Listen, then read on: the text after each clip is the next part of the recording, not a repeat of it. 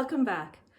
For those of you who are new to my channel, my name is Natasha, and this channel is a homeschool vlog as well as a family life vlog, and all the things that I just love to share, the things that we love to do as a family, and the things that I'm passionate about.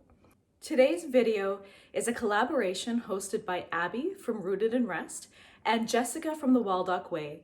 They host monthly collaborations called Homeschool Show and Tell, and every month they have a different topic. So today's topic is actually called Tips for Avoiding Homeschool Burnout. And I have my notes here in case I kind of jotted down a few things. In case I lose my train of thought, sometimes I have a tendency to ramble on a little bit. And so I just wanted to keep track. And I thought probably a lot of us are going to be sharing the exact same tips because, you know, we kind of all, as we start to homeschool, we kind of see the things that might cause burnout or, you know, how to avoid them. And, you know, we really, even as moms and parents, moms and dads, homeschool burnout is very similar to parenting burnout, I find, with maybe a few differences. But I'm going to go ahead and share them. So my tip number one is it's really important to know yourself. It's important to know what, for a lack of a better word, this is a bit cliche, but to know what fills your bucket, to know what brings you joy and what brings you satisfaction. I've read a book called 5 Love Languages by Gary Chapman. It's very popular. Most of you, if not all of you, have heard of that book. It was meant for marriages, but he has also written since then other books, the 5 Love Languages for families, for your kids. And it's really more than just about love, but it tells you, it helps you find out to really identify what it is that fills your bucket. What makes you feel satisfied and loved, and how do you show love to others? And in reading that book, I have discovered that what makes me feel loved by others is words of affection. And to add to that, it's also when people are positive towards what I've done for them in love. And so by me saying tip number one is know yourself, what I mean is know what makes you satisfied, know what makes you feel fulfilled. And when you're doing those things that might promote those feelings of fulfillment and those feelings of satisfaction, you will have a less tendency to get burnt out. For example, for me, I feel loved when those around me show their love to me by giving me words of affection, words of encouragement, and even words of confirmation that I'm doing a good job, that they're liking what I'm doing.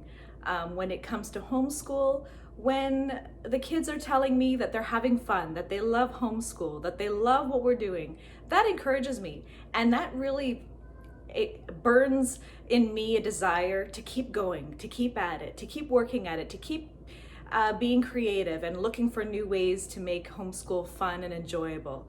But that really encourages me when it comes to homeschool and makes me not get burnt out because I'm excited. Now, when the kids are saying to me, you know, Mom, this is boring. I don't like this. Can we read something else? Can we do something else?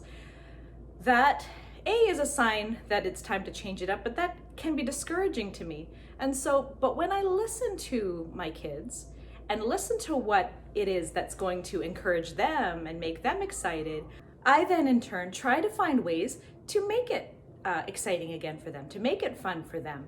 And, you know, and also to teach them, you know, things about, you know, being content and to be optimistic.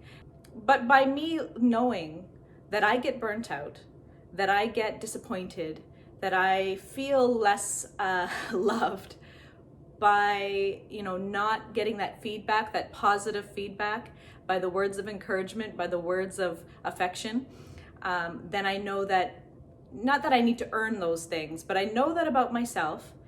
And I know that to make homeschool enjoyable for them makes me happy when they in turn respond back and say how much they love it. And so it's in knowing yourself. And also in knowing myself and knowing that that is how I feel loved, that that's what fills my bucket, I just know that that's a personality trait. And I also have to remember that not everyone shows love the way that you want love to be shown to you, or the way that you want to be encouraged. And so knowing that that's a personality trait, I can realize that and know that I might not always get the positive feedback that I'm looking for. So just knowing yourself and knowing what are the triggers, that's the word I'm looking for. Knowing what are the triggers to what might cause burnout and feeling less excited about what we're doing as homeschooling parents. That leads into my number 2 point, which is know what burns you out. Now, we can be physically burnt out, which is just kind of common sense, mentally, emotionally. So know what are those things that make you personally feel burnt out. For me, I don't get physically burnt out. I think I just run on, I'm not sure what, on fumes. I don't get a whole lot of sleep because I'm up through the night with my 2.5-year-old almost every night.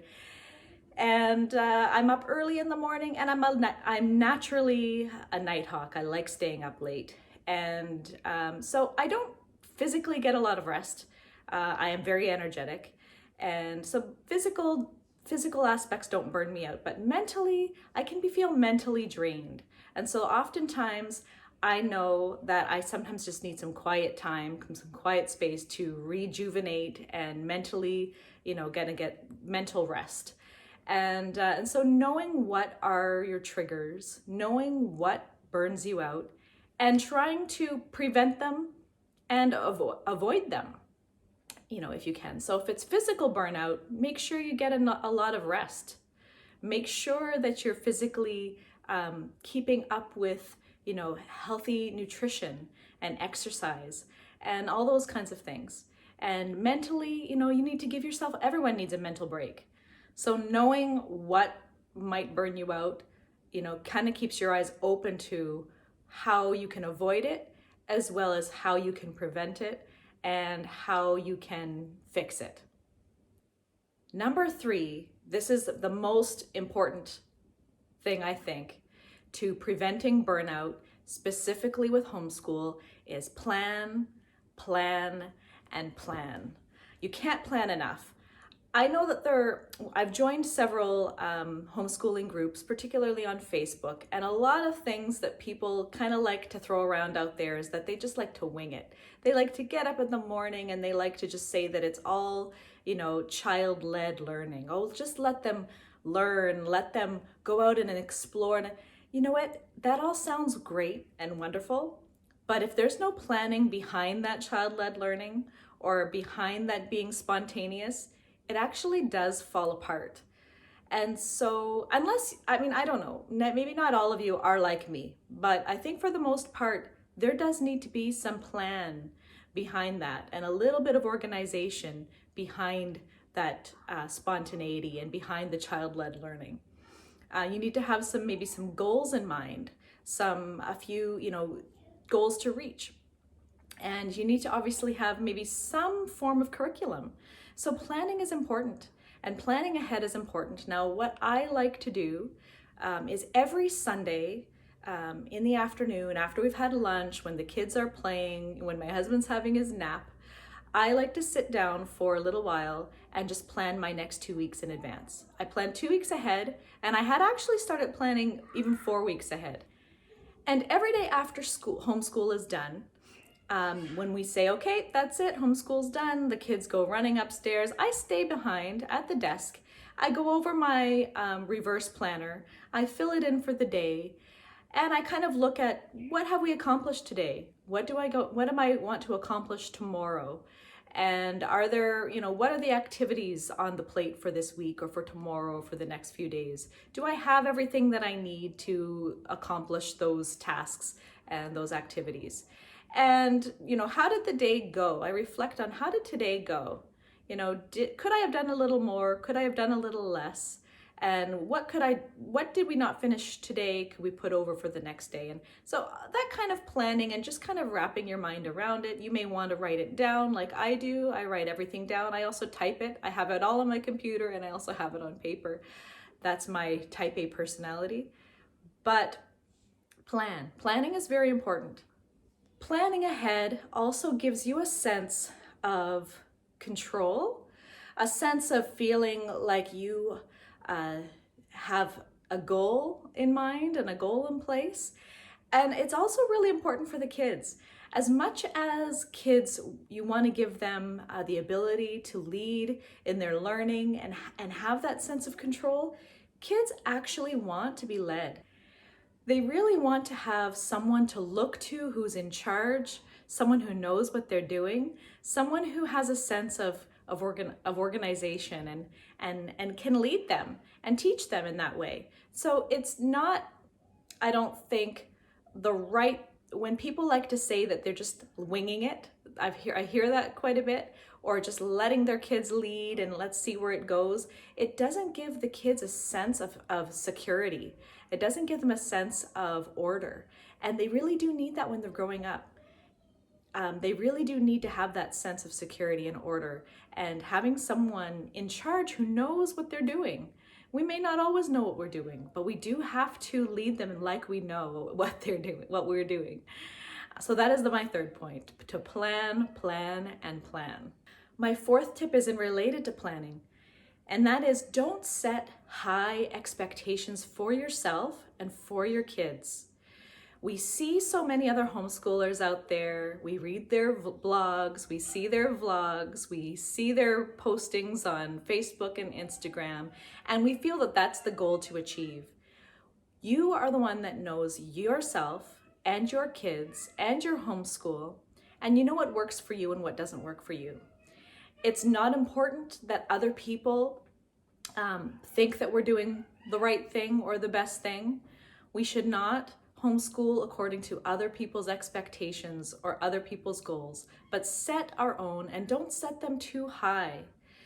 If you saw, I posted a video about my New Year's goals, and they're very simple and they're very easy to achieve, but sometimes setting goals that are just too high, having expectations that are just not reachable. So look at what it is that you think you can accomplish in a year realistically and aim for that.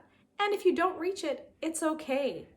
I have to say that, sometimes people are worried that they're just not advanced enough or learning enough.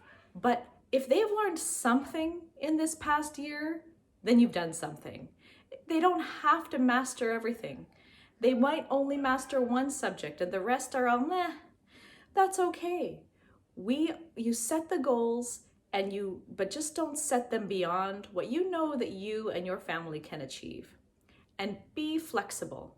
Being flexible is very important. You may have thought that the goal for this coming year is that your child is going to be a master of mathematics. And it turns out, no, actually, they're the master of reading, and math is not really their strength. That's okay.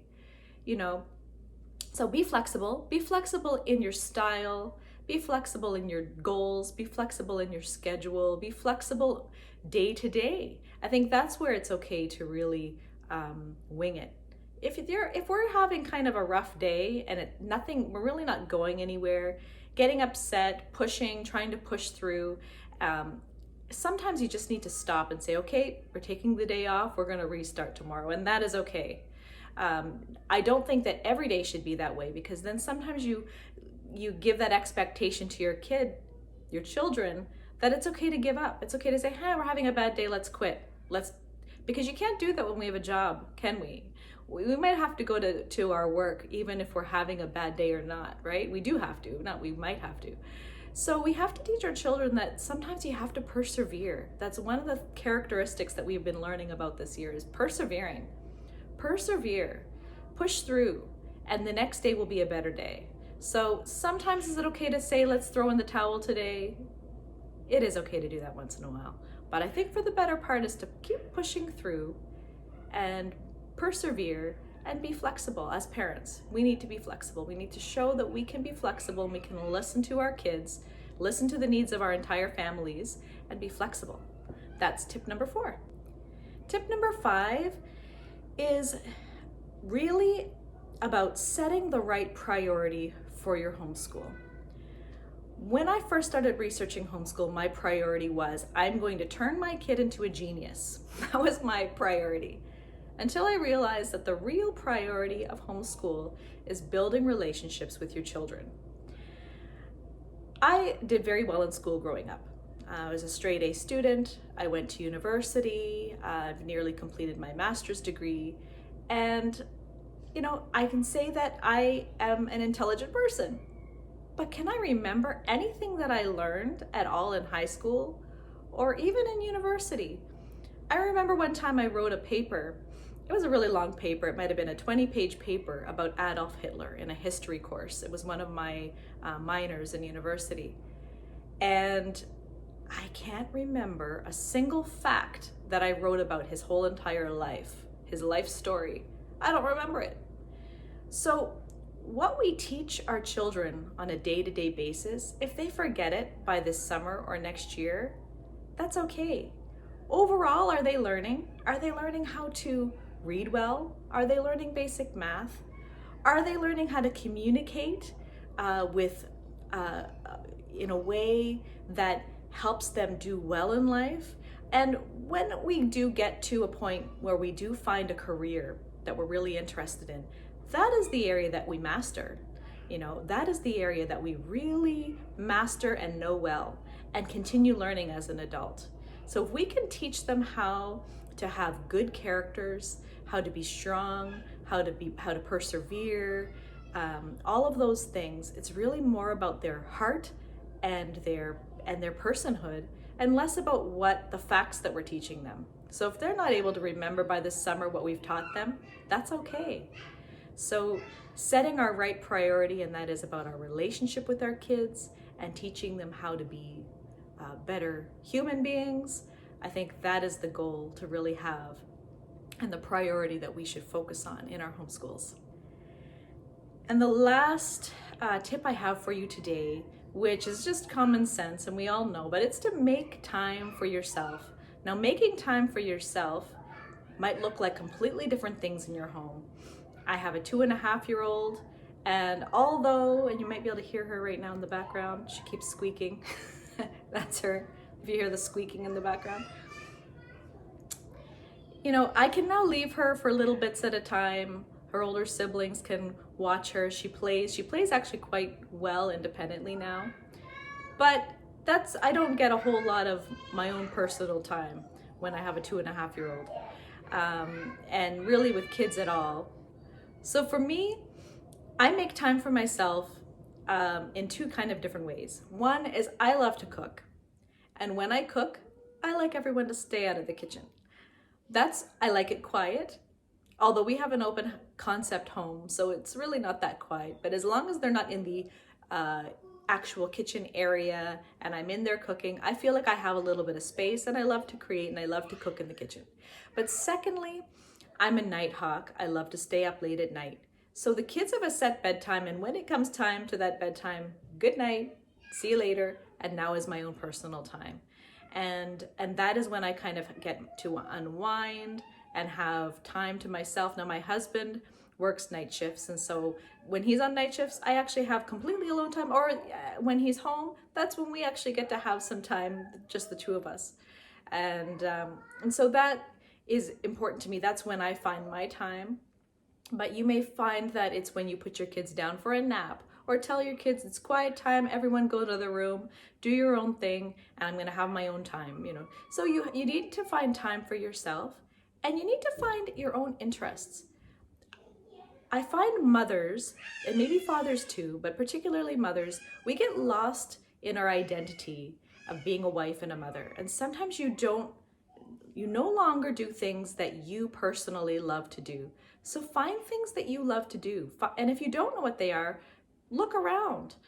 Find some hobbies, find some interests, find some things that you love. It might be reading, it might be music, it might be, so many things. I have always loved a wide variety of things. I've gotten to so many, I find that my tastes are very eclectic. I've been influenced by both of my parents. I've loved music, I love playing instruments, I love to sing, I love to read, I love to craft. I've been athletic, but one thing I just brought this out, I love to occasionally paint. It's kind of hard right now with Eliana, my youngest, because anytime I pull out paints and things, she's got to be right there and she wants to be in it. So that's kind of been put on hold a bit. But find some things that you love, that you're passionate about, and you don't have to lose yourself in your roles. You are still an individual, and you still can be passionate and dream and learn. I find, our roles now become, we teach our children, but you can continue teaching and learning too. I love to learn. I love to continue learning and reading about new things. And I find I'm learning a lot in the homeschool. So continue to do things for yourself when you can find the time. And don't forget that you are an individual, and you are not just a mother and not just a wife. You are a person with dreams and goals for yourself, and it's okay to do those things. It's okay to find things that you're passionate about and explore those things. Keep it up, persevere, don't give up. Thank you so much for watching. I'm excited to see the other videos in this collaboration, and I'm really looking forward to this second semester that we've just entered in together. But that's all I have for you today, so bye for now. I will see you in the next one.